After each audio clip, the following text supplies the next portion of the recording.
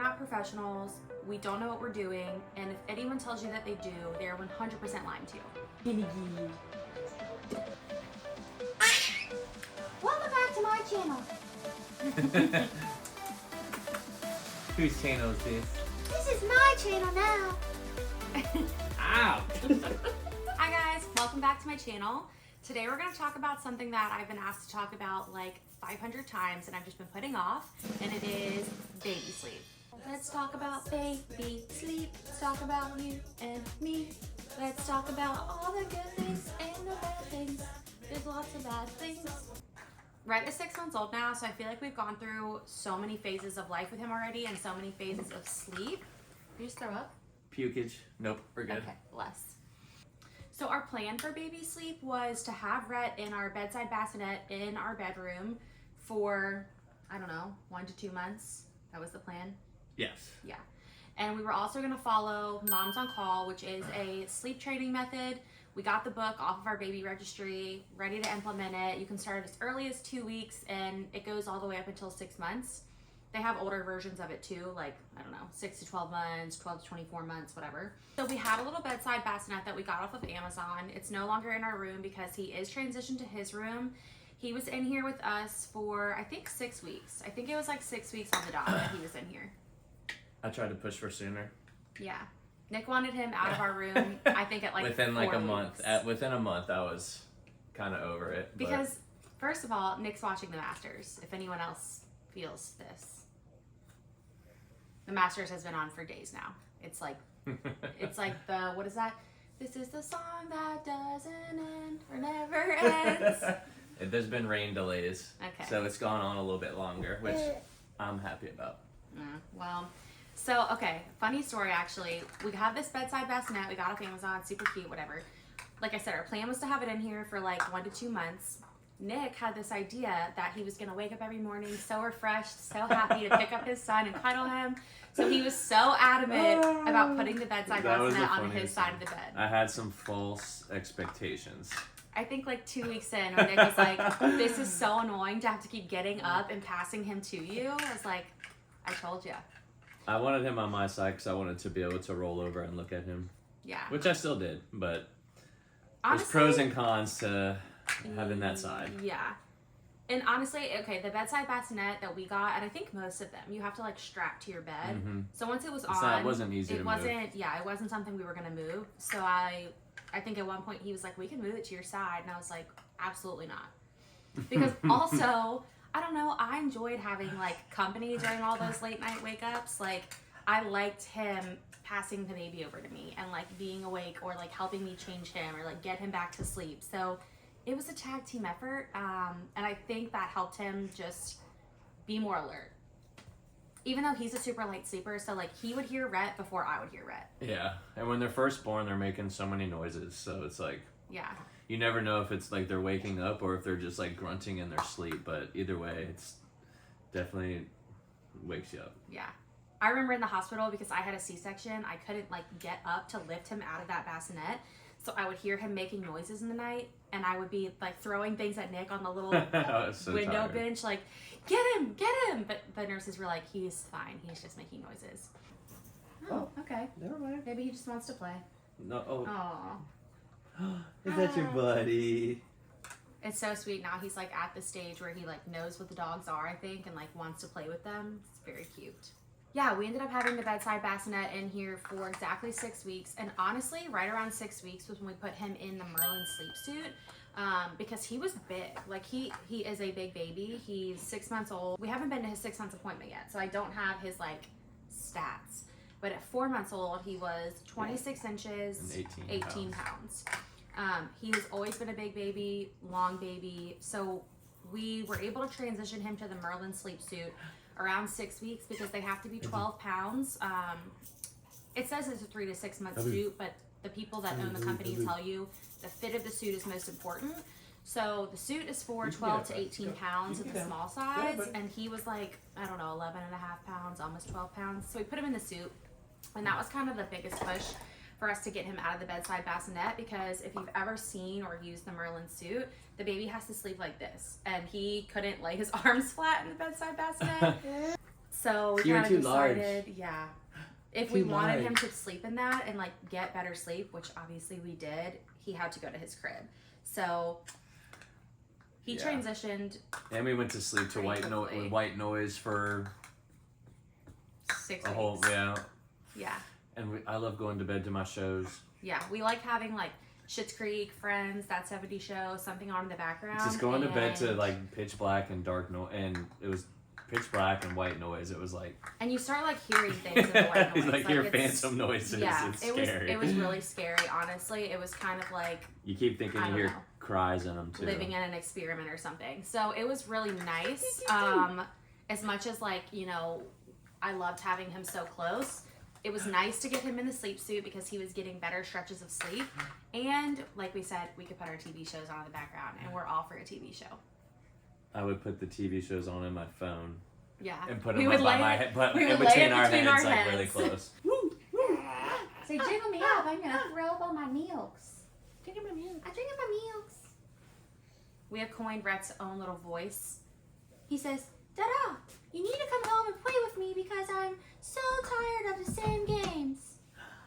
One of the questions that I get asked the most was like, when did we transition to the crib and how did we transition to the crib?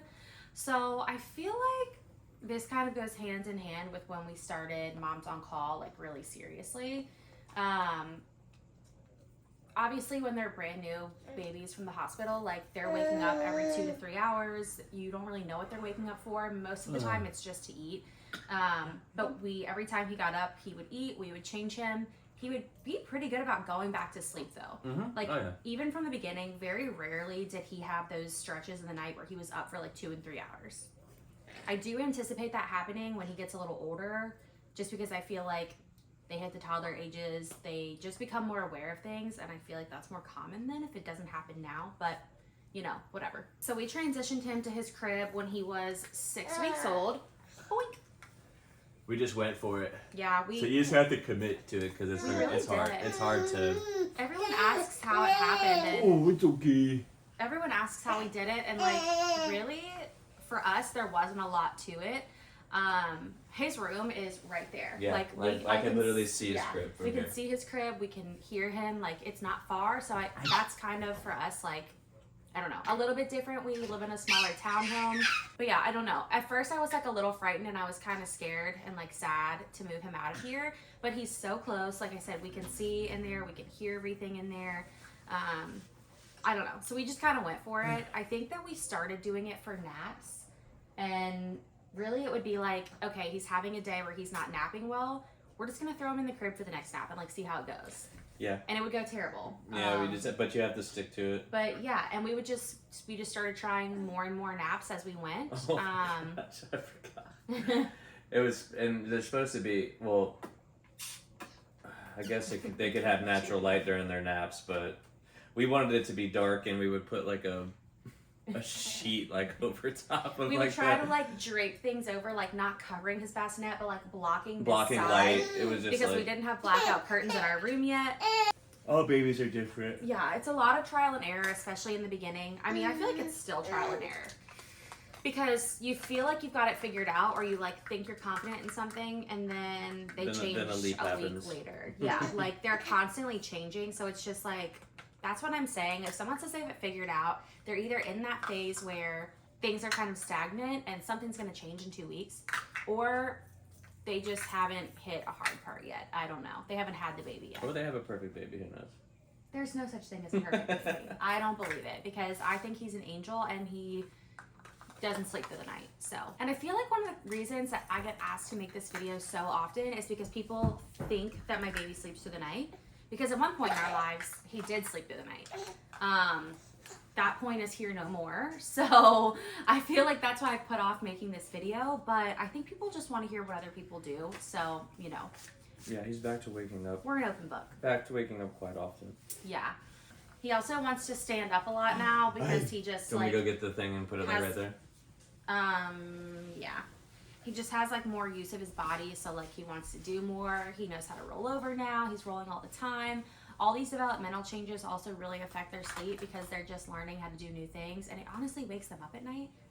Yeah, hi. Hi, Shug. It's you. Oh my gosh, it's stuck. Ta-da, to the rescue. This thing, game changer. The Skip Hop Activity Center. I actually made a YouTube video about like his Christmas gifts, and that was one of them because it has like the plate at the bottom for their feet. And he just wants to kick. And yeah, he wants to stand and go. Yeah, so we put him in the Merlin sleep suit when we transitioned him to the crib, which was at 6 weeks old, kind of in tandem. And like I said, we just started sacrificing certain naps throughout the day. I feel like for any type of transition, they'll tell you like, pick the nap that is least important to your baby. So like maybe that's the shortest nap of the day, maybe that's the last nap of the day, whatever nap you're willing to sacrifice, start there. And then just keep trying until you try more. And then eventually you're doing it all the time. But for us, we really wanted to get him in his crib because he didn't fit in the bassinet anymore in the suit. It was just kind of like a tandem thing. He really doesn't fit in the he had crib to do either. It all. Yeah. He rolls over and immediately is stuck on a bar. So the Merlin suit, he was in that I think until maybe 4.5 months old. I don't know. Whenever I would guess it'd be right around 4 months old because it said 18 pounds. And I thought, okay, he can still be in it, but I'm going to order the next size up. So I got him the large. And then on their website, it says that you can leave your baby in the sleep suit where the arms are like this. They're not like stuck because it's not weighted. Common misconception. But it is just like thicker. So it kind of like limits mobility. So they say that when your baby's rolling over, you don't have to automatically take them out, but when they start trying to roll in the suit, because it's a little harder to do so, they have to get out of the suit because they need to have their arms and they need to be able to roll themselves back over. Yeah. So he's nonstop now, back and forth. As soon as he learned how to roll over, it was just game over. Yeah. Like I feel like I think that's the hit same the for a 4 lot months. of babies though. Yeah. Like once they learn how to roll over, they sleep really good on their stomachs. He does sleep on his stomach now, which is huge, but we hit the 4-month sleep regression and it just kind of has gone downhill as far as nighttime sleep goes. I feel like I should back up. Like, while he was in the bassinet, still in our room, before he was ever in the sleep sack, we were just swaddling, or in the sleep suit. Oh, the swaddles. Before he was ever in the sleep suit, we would swaddle him. I forgot about that. We had no clue what we were doing. I was good. I got good at it. Okay, we learned how to swaddle, but we were like double swaddling him sometimes. We tried these like tried like this Velcro swaddle, the Halo. That was a mess. He got really hot. Yeah, we bought the fleece one. I feel like that was way too heavy. It was like winter months, so probably more applicable, but still too heavy. He's a chatty Cathy, if you can't tell. I love you. I love you. He's got a voice. I love you. Okay, so yeah, I feel like I need to back it up. When we got him from the hospital, we had intended on doing Mom's on Call sleep training like as soon as we could get started. If you're not familiar with sleep training, you're not familiar with Moms on Call, do your own research. We bought the book. We actually got it gifted to us in our registry for 0 to 6 months. We had no clue what it was going to entail, no idea what it looked like. We just knew that we wanted to sleep, so we were going to give it a try. And we had some friends who had a ton of success with it. Yeah, all of our friends who had had babies before us had done it and said that they had a lot of success with it, so we were going to try it. Basically, I will say I don't regret the experience that we had with it because I feel like it gave me the outline of a schedule that I needed for him. And then now I understand how to work off of his wake windows and like more in tune with what his circadian rhythm should be and his schedule should be. Not in terms of like strict timelines or per se, but like I know how long he should be awake for, I know how long he should be asleep for, and I know how to work off of his cues. So when we first started doing it, like I said, we had no clue what we were doing. We were just following the schedule. And it was like, I don't know, get him up at what? Get him up in the morning at 6:30. He's up from this time until this time. You feed him at this time. You just roll with it. So that works pretty okay until you get to the sleeping part. Because when you get to the naps, obviously your baby doesn't always want to nap. They don't go down easy. They wake up after 20 minutes. We had a lot of that in the beginning. Yeah, there's a lot of the short naps. The first 3 months, I think he would only nap for 30 minutes at a time. I think 40 was the average because I remember just always being only 40 minutes. Yeah, it was so hard because both of us after my he had 2 weeks of paternity leave. I had 2 months of maternity leave. We both worked from home. and we were both trying to like tag team our jobs and him, and like the 40-minute naps were just killing us. You had to get so much done. We were just, I mean, we weren't getting anything done. I know, you just had to try to get as much done as you can in those 40-minute periods. It was so hard. But basically, the way that Moms on Call works is if your baby wakes up before the nap is supposed to be over, so if it's supposed to be an hour-long nap and they've woken up at 30 minutes, you're supposed to let them cry for 3 minutes before you go in and check on them. Yeah. You can check on them, but you don't pick them up. You go in another 3 minutes and you check on them again. And then I think it's another 3 minutes and you're allowed to pick them up and feed them. And then the nap is over. But those windows of 3 minutes, and then they say as they get older, so as they get increase to the time. 16 weeks, and then 2 months, and then 4 months, you increase the time. So I think by the time they're 6 months old, like it says you can let them cry for like up to 10 or 15 minutes at a time. I mean, that just was not the best thing for us. We would be sitting here watching a clock, like, okay, has it been 3 minutes? Has it been 5 minutes? Crying it had been minutes like are 2 the minutes. longest minutes ever. Yeah. Like when they're crying, like I swear, like it's time moves in slow motion when your baby is crying. Like I remember I would always go big. All right, I'm gonna head up, and you were like, "It's been 2 minutes." I'd be like, I'm "It's like, been "There's 2 no way minutes." that wasn't 5 minutes." Yeah, and like honestly, we tried so hard to do it, but we never really let him cry for longer than like Probably that 5 minutes. 3, maybe 5 minutes. Yeah, I mean, it was just so difficult. And then once we got to the point where like we felt like he had an okay schedule, he still just was never napping long enough. Even when he was napping through the night, because eventually he just got to the point where he was sleeping through the night. He eventually just started sleeping through the night on his own, and it was right around that 3-month mark where I think they say babies learn how to like, what is it? Like connect their sleep cycles. I don't know where my brain was. Probably because my child wakes up every 2 to 3 hours again. I'm tired. Oh my gosh.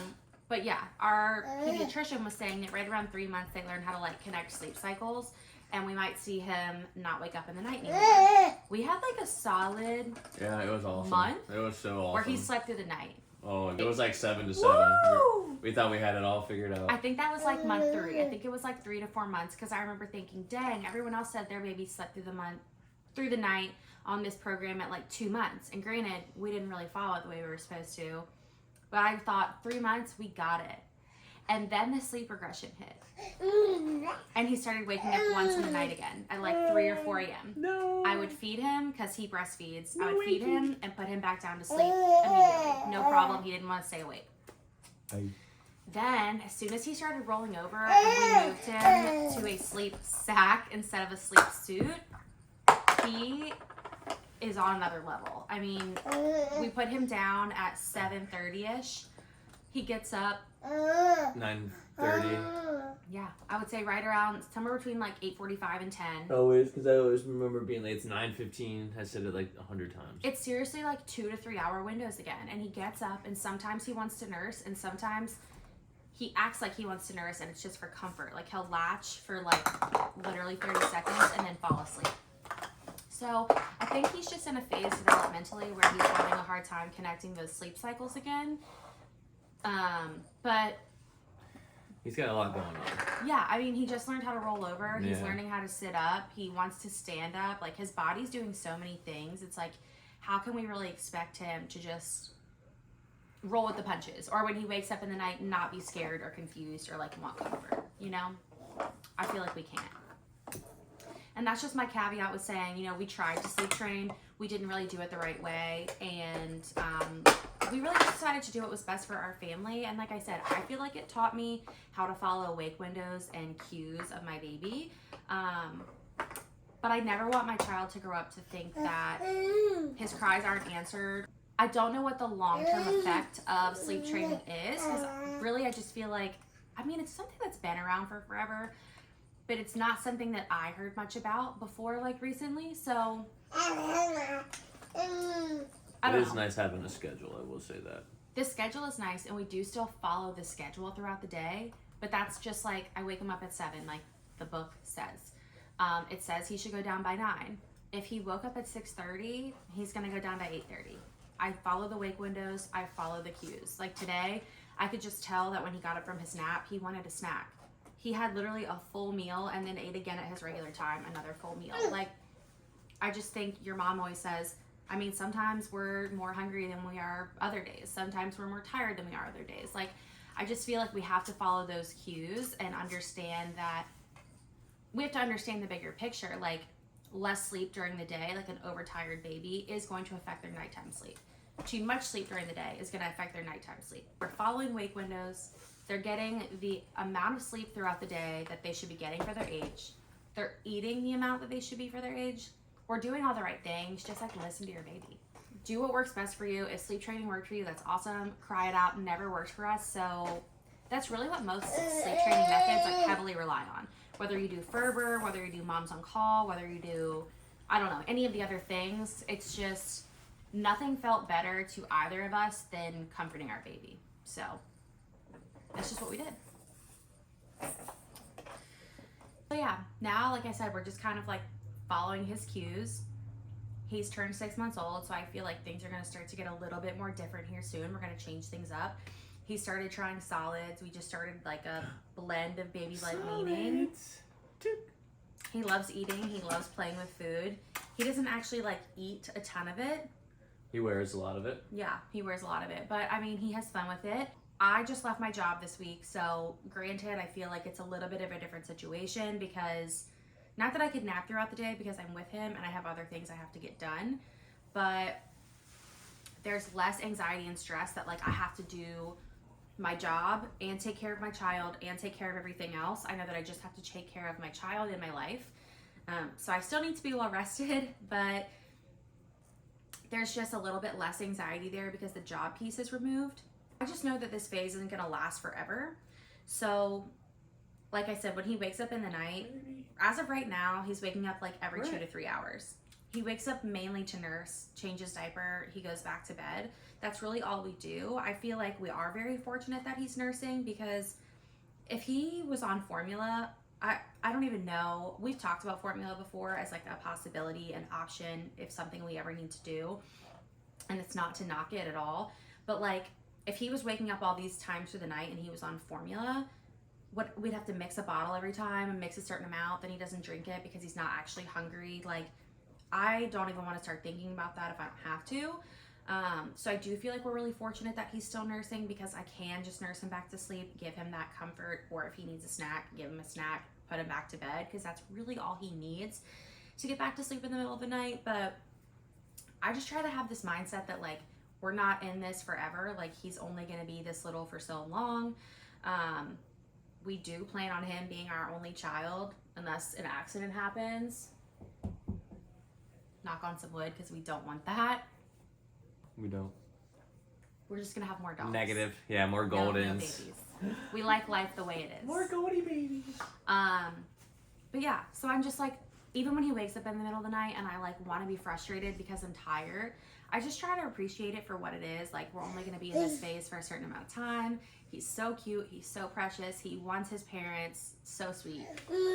And we keep saying like we wish he could just fall asleep in the bed with us, but like I said, he's in his crib. We don't co-sleep. We have never co-slept. I know that there's like ways people do it safely, but we're both pretty nervous Nellies, I feel like. Like, we both have Yeah, a that's good why amount you of want to anxiety. open that can of worms, because I was the kid that always slept in my parents' bed, and then I never wanted to not sleep in it. I think that was our biggest worry about getting him in the crib, was like, if he ever sleeps in our bed, he's never going to leave our bed, which isn't always true, but sometimes it is. I don't know. I feel like I'm proud that we got him in his room. His room is literally an earshot away, so I feel like he's still really close to us. But that's just where we're at. That's what we're doing. That's what's working for us right now. It's very perfectly imperfect. I'm patiently waiting for the day that he sleeps through the night again. I feel like once he settles in some of these developmental changes, maybe he will. Here's to hoping. But, you know, like I said, right now it is what it is. We got an espresso. I always say that's my push present. Best thing we ever did. Starbucks coffee all the time. How many of you had today? I've had 3 double espressos. He's had 3 double espressos. I think I've had 2. And pre-workout. And pre-workout because he went to the gym this morning. Nope. Yeah, you're about to croak. I'm about to crash. But, I mean, like I said, it's just a season. It is what it is. He's the best thing ever. So, like, we're just enjoying it. It's very tough.